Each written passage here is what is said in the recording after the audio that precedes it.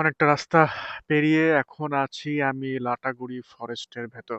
আর এখানে হচ্ছে মহাকাল মন্দির, অনেক বিখ্যাত জাগ্রত হচ্ছে মন্দির। এখানে এসে অনেকেই মহাদেবের থেকে আশীর্বাদ নিয়ে থাকে। এটা হচ্ছে একটা drive solo accident prone zone, elephant crossing zone, তাই সবসময় সর্বদা অনেকটা সাবধানতা নিয়ে এখানে দেখো কি চালিয়ে যাচ্ছে মাইরি।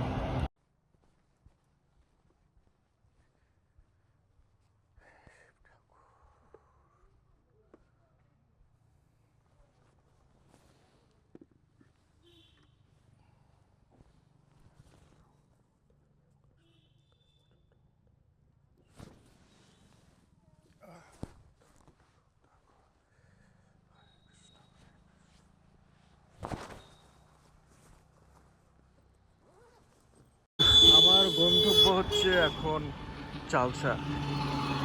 চালসাতে গিয়ে আবার একটু দাঁড়াবো, সেখানে হয়তো কিছু খাবার দাবার নেব, আর তারপর আমি যাব আমার পরবর্তী যেটা হচ্ছে বিন্দুর দিকে। এতক্ষণ যতটা চালিয়েছি বাইক আমার দিচ্ছে 40, 40, 45 মতো অ্যাভারেজ স্পিড, অ্যাভারেজ মাইলেজ দিচ্ছে। তো ইঞ্জিন বেশ ভালো পারফর্ম করছে।